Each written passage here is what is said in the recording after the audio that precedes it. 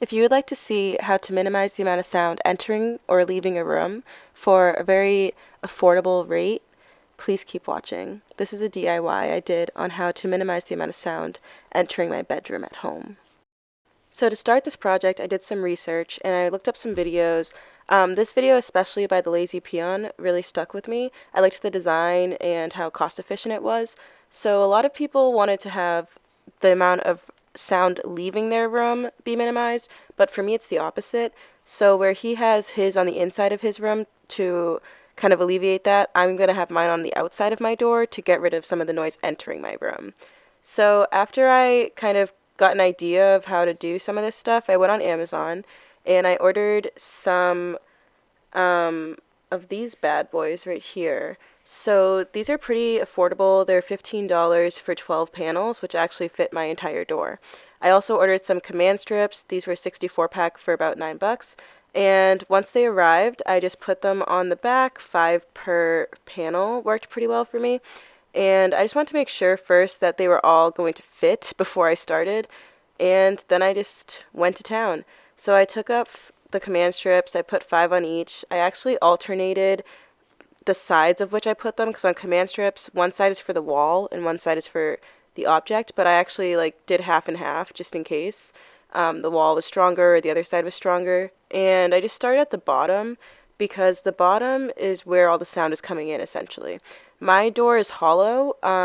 One quick way to kind of eliminate a lot of noise coming into your room is to get a non-hollow door, just like a totally wooden door that'll alleviate a lot of the noise. But for me, I just didn't want to do that. I just wanted to see if I could put stuff on top of my door to fix the problem. So I'm starting closest to the ground because that's where the little drift is in my door, which allows a lot of the sound in. So it's basically most important that the bottom of the door is covered. So that's why I started there. And then I alternated the pattern so that it could create that design that you saw in the other video by the Lazy Peon.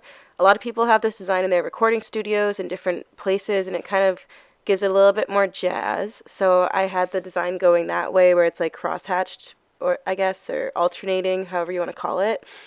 But yeah, I just repeated this process for a bit.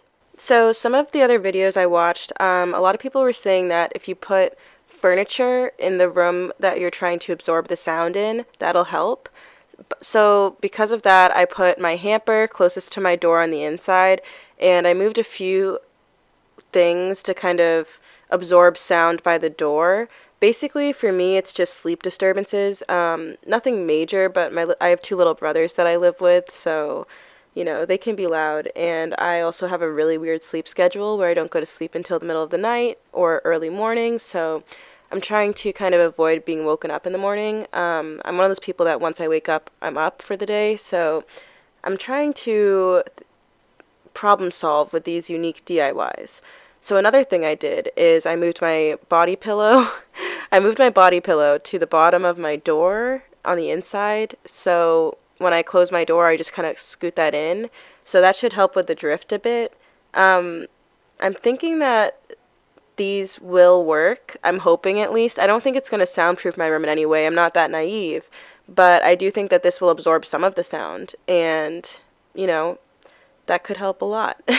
So, if you're trying to make it so that your room is giving off less sound, the opposite problem, you're going to want to put these in the inside of your room to absorb the sound. The purpose of this is to absorb sound. So furniture absorbs sound, rugs, that's another huge one. Everyone's like, why don't you just get a rug? I looked into rugs online, and I wasn't really crazy about the options, especially for the price. I don't really need a rug for any reason beyond the fact of sound, and I have a cat and she'll throw up on rugs sometimes, which is annoying.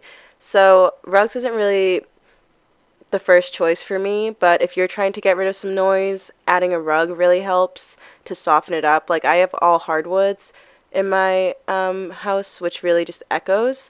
So here I am on my last 2 panels actually. But another way to help kind of with sound problems, you can try to talk it out. So I have 2 little brothers, and I'm trying to reward them when they don't wake me up. So if I can sleep until 12:30, I'll give them a piece of candy. And if they like make a loud noise and I wake up like I did today at like 10 or something, they just won't get candy that day. So with children, rewards is a great way to try to get them to do stuff, especially if it's something edible. That's what I found at least. So with my reward system in place and my door locked in place with these foam panels on them, I feel that I am taking extra precautions to help with the noise. Ta-da! This is the finished product. If you really wanted to, you could add these to every single door in your house, which at that point it's like, why not just get new doors? But I'm just trying this out. I did test it out with some music, and it did help to minimize the amount of sound coming in. Obviously, this isn't going to soundproof in any way, but the whole project in all cost about, let's see, it was $15 plus $8.50, so $23.50, about $24. Not bad, not super cheap. I'm sure you could find it for cheaper, but I just used Amazon. And I'll link everything down below. Thanks for watching. Please like this video, comment down below, and subscribe to my channel for more DIY content, and I'll have some art videos coming up soon. Thanks, guys.